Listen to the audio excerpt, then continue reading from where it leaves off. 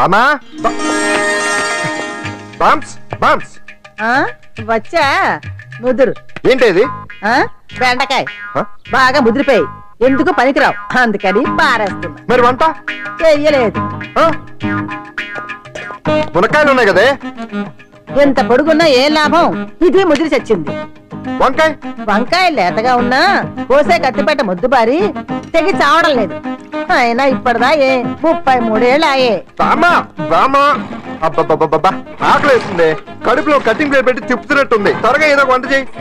వాళ్ళు కొంచెం చూడవా, ఎంత కొట్టినా స్టార్ట్ కావట్లేదు. ఎందుగా ఉంది, భూమి పుట్టినప్పుడు పుట్టిన బండి అది. వయసు ముదిరితే మనిషి అయినా బండి అయినా అంతే, ఎందుకు పనికిరావు. ఆగాగా వచ్చినప్పటి నుంచి చూస్తున్నాను, ఏంటే ముదురు గిదురు డబుల్ మీనింగ్ మాడుతున్నావు? నేనే కాదు, బస్తీ బస్తీ అంతా కోడే కూసి కుక్కాయ మురుగుతోంది. ఏమని? నీకు ఇంకా పెళ్లి కాదని. నీ పెళ్లి కళ్ళారా చూద్దాం అనుకున్నారా, మునిమనంతా ఆడుకుందాం అనుకున్నానే. నేను ఒకటి అడుగుతాను చెప్పే, ఏమే నేను పెళ్లి చేసుకోవాలంటే నాకు నచ్చిన పిల్ల దొరకాలి కదా. నువ్వు అనలే కాని అందమైన రాజకుమార్ నీకోసం నడుచుకుంటూ రాదురాడు. ఏంటి పాండు ఆలోచిస్తున్నావు? అంజలిని బయటికి ఎలా తీసుకురావాలా అని. అయిపోయావే. సెక్షన్ 151 ప్రకారం వారెంట్ లేకుండానే మూయించేస్తానే. నా మీద దాదాగిరి చేసినందుకు ఒక కేసు, నా కుటుంబం మీద పుచ్చి వంకాయలేమో హత్యా ప్రయత్నం చేసినందుకు అటెంప్ట్ టు మర్డర్ కింద సెక్షన్ 307 ప్రకారం ఇంకో కేసు పెట్టానుకో, లాక్కోలేక పిక్కోలేక చేస్తావు. ఇదంతా నీ పెళ్ళాం దగ్గరికి అంటే అక్కడ చూపించలేక ఇక్కడ చూపిస్తున్నా అన్న. అవును, మన హరి లాయర్ కదా, ఆ విషయమే మనం మర్చిపోయాం. మనం ఏంటి ఆ విషయం ఆడే మర్చిపోయాడు. నీ మీద పరువు నష్టం వేస్తాను, ఈ కొట్టు లేకుండా చేస్తాను. నీ మీద రేప్ కేసు పెడతాను మామిడికి తెలియకుండా. చూడు పండు, నువ్వు నాకు పని చేసి పెడతావా? రోడ్డు పసడి ఏమైనా చేసి పెట్టాలా? కాదు, కేసు వాదించాలి.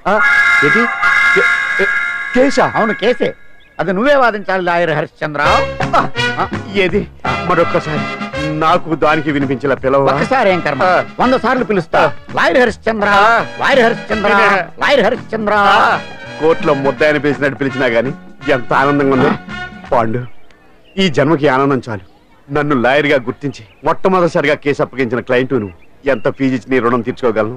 ఏ బిర్యానీ వండి పెట్టడం తప్ప. అది సరే, నీకు నల్లకోటు ఉందా? ఒడియాల మీద కాకులు వాలకుండా అదిగో అక్కడ ఏలాడేసింది.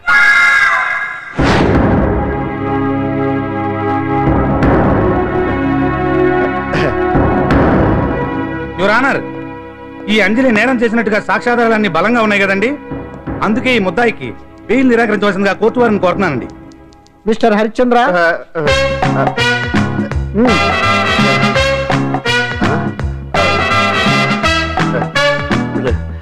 యువర్ ఆనర్, ఆడపిల్ల జీవితం ఆవకాయ పచ్చడి ఒక్కలాంటిదే.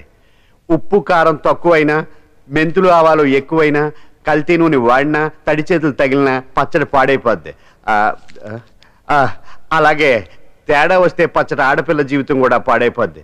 అందుకని ఆవకాయ పచ్చడిలో ఆడపిల్ల. హరిశ్చంద్ర, మీరు చెప్పదలుచుకున్నదేదో సూటిగా చెప్పండి. చూసి చెప్పానా సార్?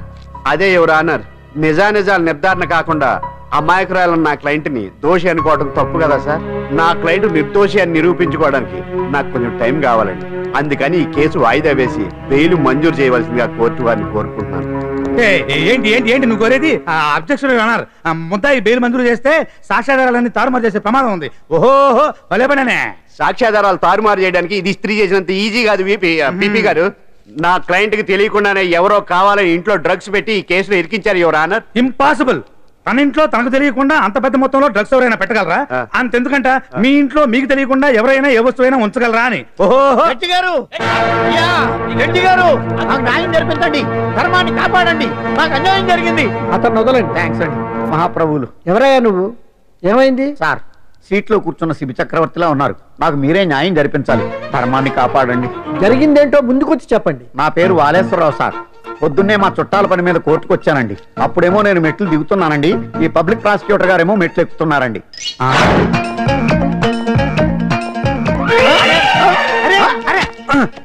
చూసుకొని బావద్దు. మీరు సడన్ గా ఆయన నన్ను డాష్ కొట్టారు సార్. సార్ కొట్టారా లేదు? కొడితే అవన్నీ పట్టించుకుంటావేంటి? పెద్ద మనిషి కదా నేను పట్టించుకోలేదు సార్. తెరా పక్కకెళ్ళి చూస్తే జేబులో పర్స్ లేదు, మెడలో చైన్ లేదు. తిరిగి చూస్తే ఈయన లేడు. అంటే ఈయన నాకు డాష్ కొట్టినట్టే కొట్టి నా మెడలో చైన్ జేబులో పర్సు కొట్టేశారు సార్. నేను కొట్టేయడం ఏంటి? నేను నీకు దొంగలా కనబడుతున్నా? దొరైనా దొంగైనా దొరికేకే కదా సార్. భగవద్గీత మీద ప్రమాణం చేసి అంతా నిజమే చెప్తున్నానండి. కావాలంటే ఆయన జేబులు చెక్ చేయండి. నాది black colour leather money purse అండి. నా చైన్ కి వెంకటేశ్వర స్వామి లాకెట్ కూడా ఉందండి. చూడండి సార్. ఓహో భలే పనినే. నీ వస్తువులు నాకాడ ఎందుకుంటే కావాలంటే చూసుకోండి. చూపిస్తాను. చూసారా సార్, ఇవి నా వస్తువులే. కావాలంటే పర్సులో నా ఫోటో కూడా ఉండదు, చూడండి. అవును ఉందండి. Mister public prosecutor, what is this? Your honour, ఈ రెండు నా జేబులోకి ఎలా వచ్చాయో నాకు తెలియదండి. అర్థమైంది. డాష్ కొట్టినప్పుడు ఇతనే నా జేబులో పెట్టుంటాడు. అంటే అవన్నీ మీరు కొట్టేలేదంటారు. భలే పనినే, ఇతనే పెట్టాడంటే. Thank you. Note this point your honour. Yes, you are correct. అవి మీ జేబులో ఎత్తనే పెట్టాడు. థ్యాంక్స్. క్షమించాలి యువర్ ఆనర్. సార్ కావాలనే నేను ఈ నాటకం ఆడించాను. పీపీ గారు ఒంటికంటుకున్న బట్టల్లోనే ఆయనకి తెలియకుండా అవి పెట్టగలిగినప్పుడు ఒంటరిగా ఈ అంజలి ఉంటున్న ఇంట్లో తనకు తెలియకుండానే ఎవరో డ్రగ్స్ పెట్టే అవకాశం ఉంది కదా యువర్ ఆనర్. ఉంది కదా. ఈ కేసులో ముద్దా అయిన కుమారి అంజలికి బెయిల్ మంజూరు చేస్తూ ఈ కేసును వచ్చే నెల 5వ తేదీకి వాయిదా వేయడమైనది. భలే పనినే.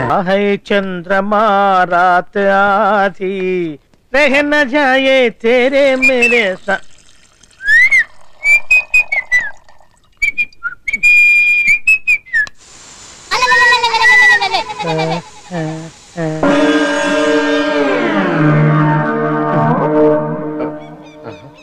బాత్రూమ్ లో చుట్లు ముల్చేయింది. గమ్మత్తుగా ఉంది. ఈ కట్లేది.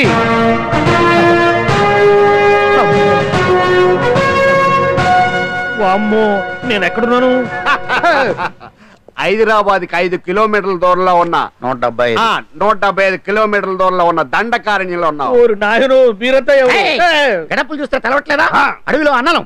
నేను మాత్రం తమ్ముణ్ణి. మీలో తమ్ముళ్ళు కూడా ఉంటారట. అన్నలు ఉన్నప్పుడు తమ్ముళ్ళు ఉండకూడదా? నువ్వేంది బాణం పట్టుకున్నావు? గన్నే పట్టుకోవాలా? బాణం పట్టుకోకూడదా? కొత్తగా థింక్ చేయండి రా. Control control. వామ్మో, నేను ఇంకా అబ్బాయి అనుకున్నా. అడవిలో కూడా ఐటమ్ అదిరిపోయిందే. క్యారే సాలే, రామక్క భీమక్క అనే సీతక్క కేలేనా సౌమే. అలవాటు పొరపాటు అయిపోయిందక్క. ఎందుకు నన్ను ఇక్కడికి ఎందుకు తీసుకొచ్చినట్టు? మీ బావ మినిస్టర్ భగవాన్ చేసిన పాపాల్లో నీకు కూడా పావలా వాటా ఉందని తెలిసింది. అందుకే మా అన్న నీ తోలు తీయడానికి ఇక్కడ తీసుకురామన్నాడు. పావలా వాటా?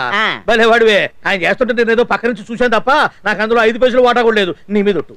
ఆ మొక్క నువ్వు మా అన్నయ్య చెప్పుకో. ఆయన ఎవరు? చిన్నగా ఆల్ ఇండియా అన్నలకి అన్న రామన్న ఇలియాస్ రవన్న. అన్నకు అసలే హై బీపీ. నువ్వు కరెక్ట్ సమాధానం చెప్పిన కింద ఉంటావు, లేకుంటే హెల్ పైకే. ఆయన ఎక్కడ? అడిగో చూడు, అన్నగారు వస్తుండ్రు.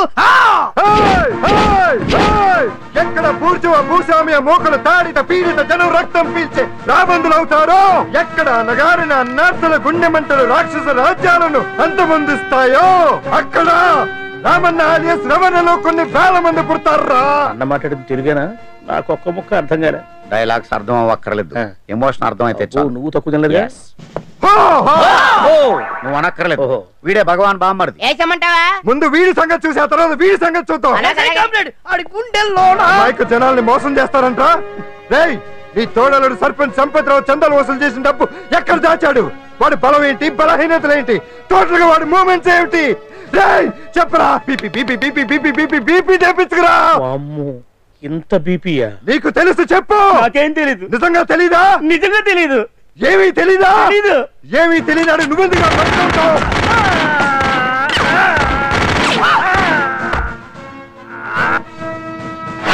ఒరే ఎర్రడా అన్నా, వచ్చే రావులమ్మా, అన్నా ఈ డెడ్ బాడీని తీసుకెళ్లి ఫైరింగ్ ప్రాక్టీస్ చేసుకోండి. వీడి సంగతి ఏంటి? నిజాలు చెప్పడు. ఏం చేద్దాం? వీని తుపాకులతోటి బాణాలతోటి కాకుండా వెరైటీగా గొంతు వరకు కొత్తగా ఆలోచించండి అయ్యా, కొత్తగా ఆలోచించండి. పిచ్చోడా, ఎందుకు నువ్వు గొంతు కొరికేది? నేను చెప్పకపోతేగా నేను మొత్తం చెప్పేస్తా. సార్, ఆ భగవాన్ అనేవాడు పెద్ద యదవ. ఈ విషయం అందరికీ తెలుసు. వాడికి ఎన్నో దొంగ వ్యాపారాలు ఉన్నాయి. ఈ విషయం కూడా అందరికీ తెలుసు. బినామీ పేర్లతోటి వాడు నడిపే సాయినాథ్ ఫార్మాస్యూటికల్స్ కంపెనీలో మత్తు ఇంజక్షన్లు తయారు చేసి విదేశాలకు ఎక్స్పోర్ట్ చేస్తా ఉంటాడు. ఇక దౌర్జన్యాలు, భూకబ్జాలు, హత్యల గురించి చెప్పే పనే లేదు. అన్నిటికంటే ముఖ్యమైనది ఐటమ్స్ వీక్నెస్. చెట్టుకు చీర కట్టినా సొంగగా చేస్తారండి. ఏమండి, మీరేమనుకోకపోతే ఒక మాట చెప్తారండి. రోజు నోట్లోకి ముద్ద లేకపోయినా ఒప్పుకుంటాడేమో కానీ ముద్దు లేకపోతే మాత్రం ఒప్పుకోడండి. మోజు పడ్డాడా అంతే. ఇంకొకటి, 2 నెలలకు ఒకసారి అరకు వ్యాలీకి వెళ్ళి గవర్నమెంట్ గెస్ట్ హౌస్ లో రెస్ట్ తీసుకొస్తుంటాడు. ఎందుకు అనుకున్నారు? అందుకే. ఐటమ్స్ అంటే పడి చేస్తాడు. ఇక్కడ కూడా 2 గెస్ట్ హౌస్ కట్టించాడు. అందుకే. చూసారా, గుక్క తిప్పుకోకుండా ఎన్ని విషయాలు చెప్పాను. ఇక నేను బయలుదేరుతానండి. కట్లొప్పదేవయ్యా స్వామి.